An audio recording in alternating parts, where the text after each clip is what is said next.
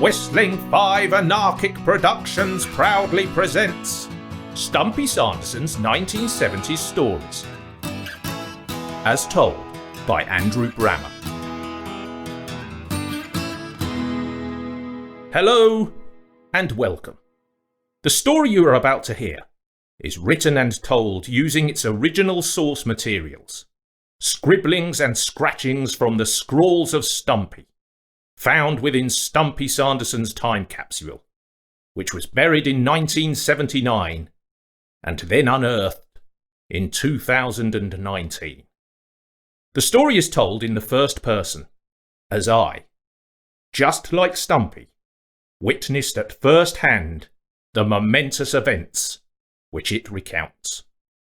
So let's park up our rally choppers and tomahawks and take a ride back to 1973 for the Taunton Fields Affair.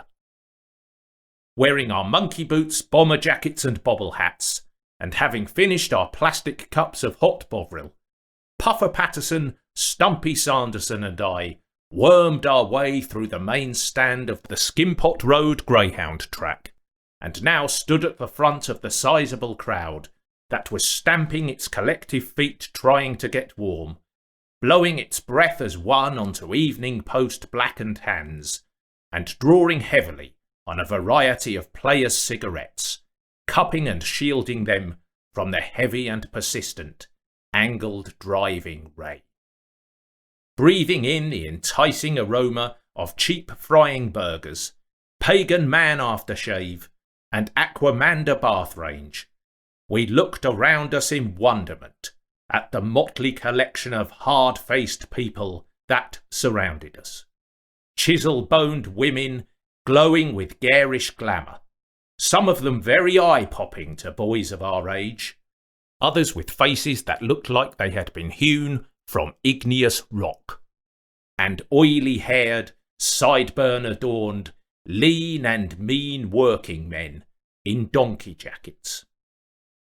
Dotted amongst the older members of the crowd were younger long-haired louts, wearing huge denim flares and tenement block platform shoes, brightly made-up velveteen trousered girlfriends hanging on their arms. Just in front of us, trackside, was a small collection of bookmakers, rough and shifty-looking characters who had come up from the badlands of Barking and Romford, and whose dark Ford Zephyrs you could always spot easily in the cinder car park that stood outside the track. Puffer, Stumpy and I, along with the rest of the crowd, brimmed with excitement and anticipation. For in just 5 minutes' time, the big race of the evening was due to begin, the Skimpot Road Challenge Cup. A race in which the red-hot favourite was a dog called Scrapyard King.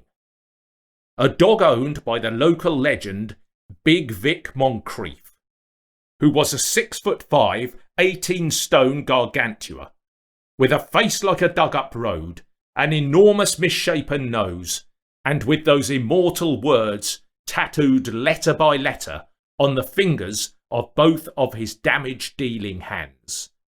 LOVE and HATE. The Mr. Big, who owned the local nightclub, who controlled the taxi trade around the town, and who, together with the troop of toughs who always accompanied him, had a big shot say and stake in what went on at the very greyhound track we were at now. For this track was what was known as a flapper track, a place where, according to Stumpy's dad, who had taken us along to tonight's meeting as a treat, and who was now standing somewhere at the back of the stand with his workmates, some very unusual and surprising results were often in evidence. Results that always saw Big Vic Moncrief and his henchmen collect massive fistfuls of winning fivers from the Essex bookmakers. But the main reason that Puffer, Stumpy and I were so excited was that we had just got Stumpy's dad to put all the money we had earned from our bobber jobs onto the red-hot tip we had received earlier in the day. A rank 40-1 outsider. A jet-black dog that had to date come a distant last in every race it had run. A jet-black dog that was now being led out in the pre-race parade, its dark coat gleaming in the heavy driving rain, its white-on-red number 6 clearly accentuated beneath the dirty yellow floodlights.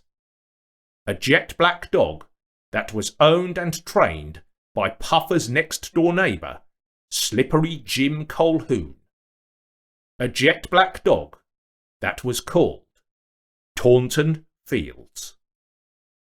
When we had asked Stumpy's dad to put our money on this dog, he had looked at us as if we were mad.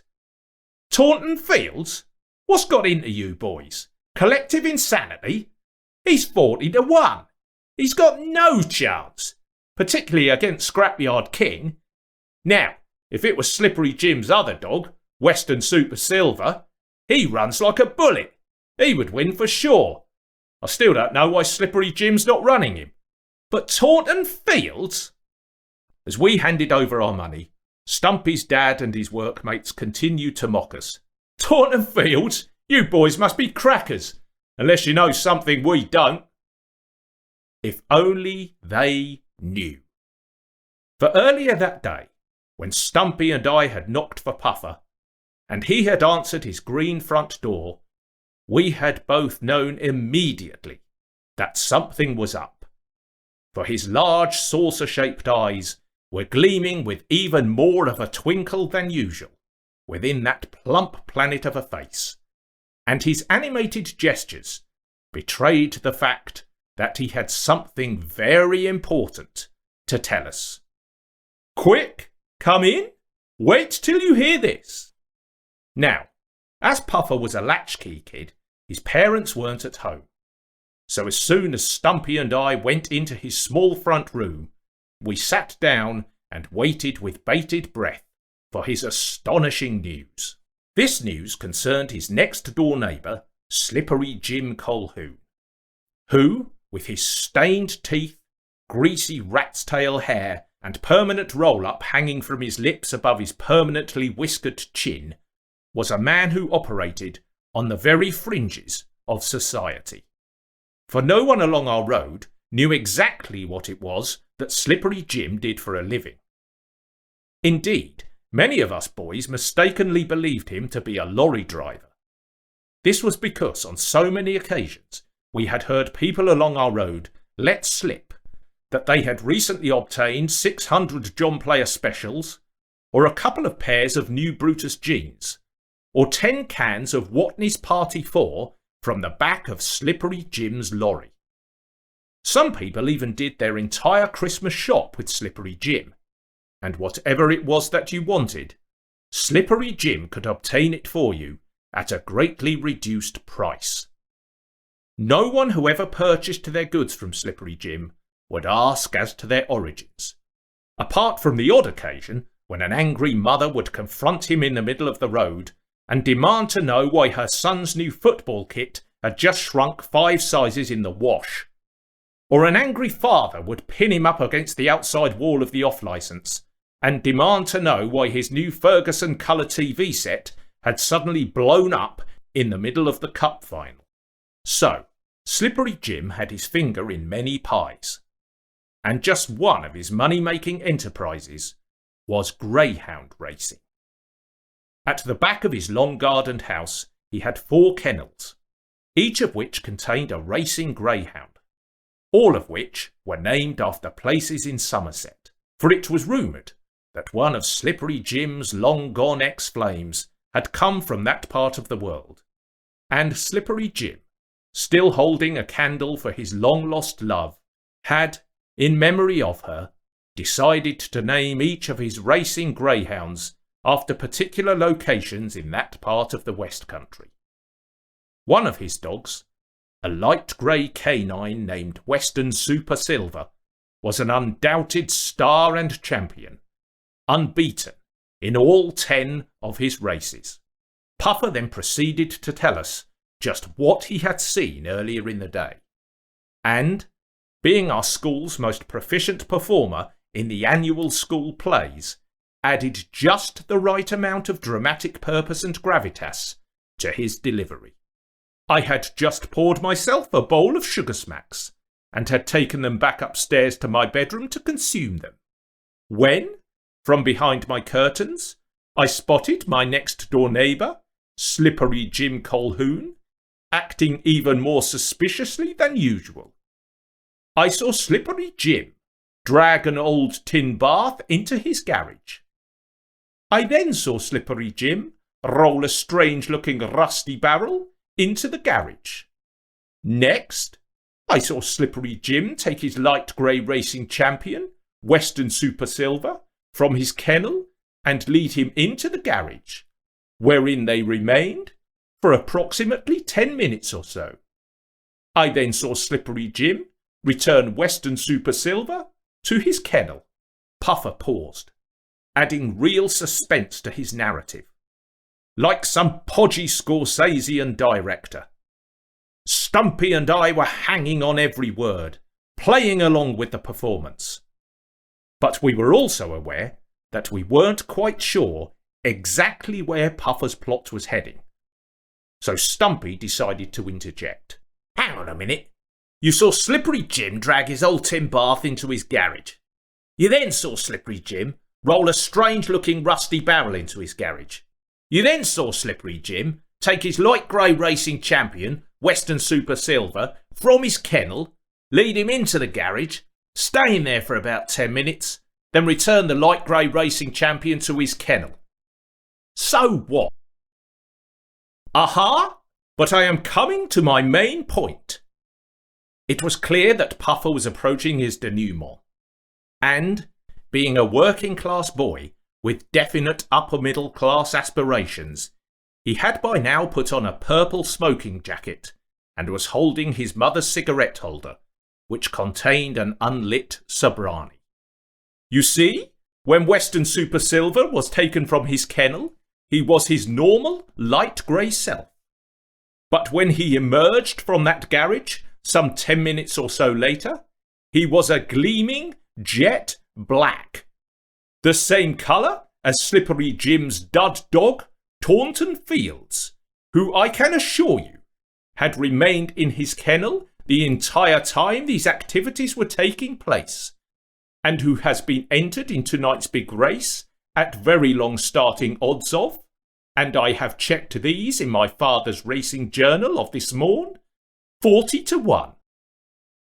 At last the penny was beginning to drop for Stumpy and me, and even though we both now knew how Puffer's story was going to end, we wanted to hear his grand finale. With a theatrical flourish, accompanied by ever more exaggerated and flamboyant gestures, he duly obliged. So you see, I believe that Slippery Jim dyed his champion dog, Western Super Silver, to be the same colour as his dud dog, Taunton Fields. So you see, I believe that Slippery Jim intends running Western Super Silver in disguise as, and in place of, Taunton Fields in tonight's big race. So you see, I believe that Slippery Jim has pulled an absolute masterstroke, and by running his champion dog, Western Super Silver, in tonight's big race, and by putting all his money on, at very long starting odds of 40-1 with the Essex bookmakers, he will stand to pocket a sizable fortune. Bravo! Bravo! Stumpy and I both rose as one to applaud this titan of the stage. Puffer had articulated perfectly just what Slippery Jim's masterstroke entailed.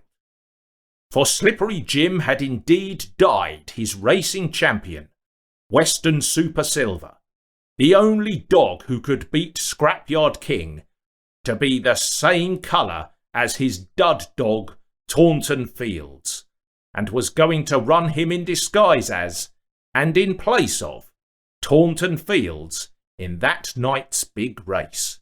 And, by putting all his money on with the Essex bookmakers, At very long starting odds of 40-1, he would indeed stand to pocket an absolute fortune. Of course, it had also dawned on the three of us that if we kept our mouths zipped and got Stumpy's dad to put our bobber-job money on Taunton Fields, really Western Super Silver in disguise, then we too would stand to pocket a very useful few bob. So, back at the track, the crowd hushed as the race was about to begin, and we all began to watch the irregular progress of the bobbing hare. Nearer and nearer it came to the 6 traps, each of which contained a racing greyhound waiting to be unleashed. Nearer and nearer, nearer and nearer. Then, with a great clatter, the traps flew open, the dogs flew out, and the race was on, the crowd roaring in a great guttural working-class symphony. Come on 1, come on 4, come on Scrapyard King! How Puffer, Stumpy and I whooped as Taunton Fields shot out of his trap like a jet-black missile, leaving the other dogs trailing in his wake in the heavy driving rain. How we cheered as Taunton Fields now put 10 lengths between himself and Scrapyard King, the rest of the field trailing, kicking up wet clods of sand behind them. How we shouted, "Come on, my son," as Taunton Fields came round the bend for the start of the second lap, for this was a 2-lap 820-yard race, his lean snout straining, fierce teeth flashing. How we punched the air in anticipation, already mentally counting just how much money our comparatively small stakes would be netting us. How our hearts stopped when someone from the crowd suddenly pointed and shouted, "What's happening to that lead dog? Something's wrong with that lead dog." How our blood chilled as others in the crowd began straining and craning their necks, pointing and gesticulating, first uttering exclamations of bemusement, then increasing anger. "Look, that dog's changing colour! Taunton Fields is changing colour!" How we felt our lives flash before our eyes as we saw Taunton Fields come round the final bend and could now see clearly, as could everyone else in the crowd, the heavy rain driving in rivulets the black dye from his body, great jet-black drops flying in his wake, the dark colour pouring from his coat. How we felt like dead boys walking as Taunton Fields crossed the finishing line, followed by the other dogs, and now stood there, panting and heaving, the rain having driven in rivers the dye from his body, leaving him a mess of zebra-style, dirty black and grey, sand-streaked stripes.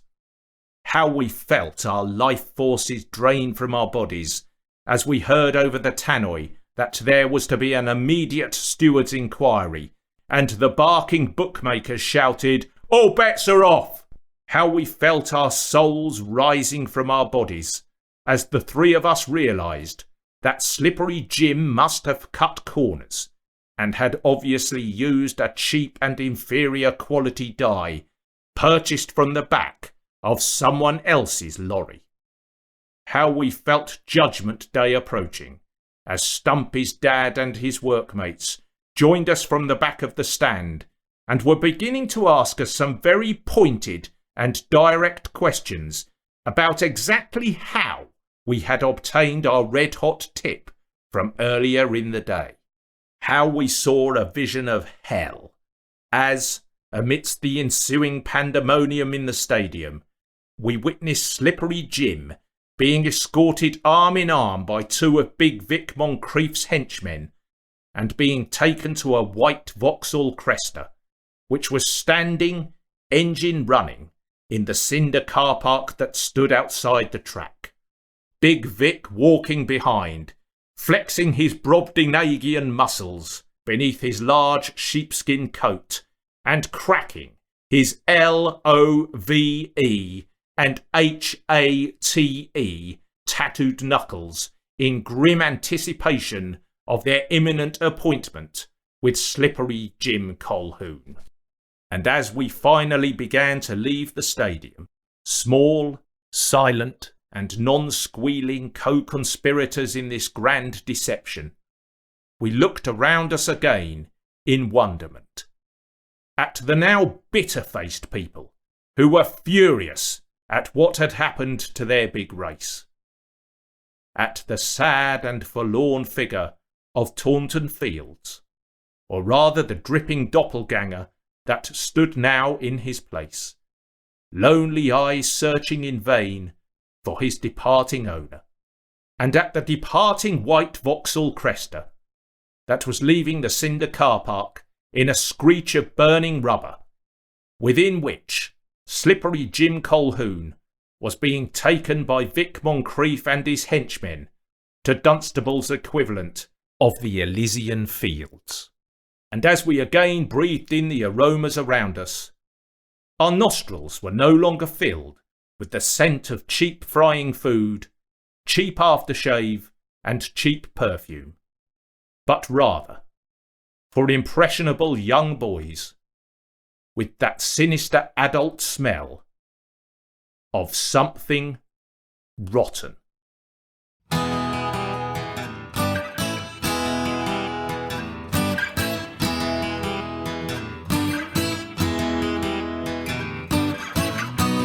Thank you for listening to this episode of Stumpy Sanderson's 1970s Stories. And don't forget to listen out for Stumpy and Gang's next adventure. For further information on all things Stumpy Sanderson, please visit www.stumpysanderson.co.uk. And you can also check out the Stumpy Sanderson's 1970s Stories YouTube channel. But before we saddle up again on our rally choppers and tomahawks, let's take a listen to the strange little song that was specially written by Stumpy to accompany this podcast's tale. This song is performed for us now by Stumpy Sanderson's 1970s acoustic archive. Let's rock!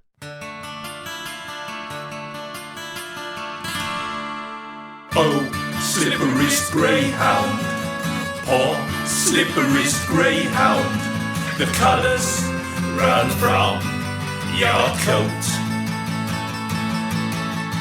Oh, slipperyst greyhound, poor slipperyst greyhound, the rain has made things plain.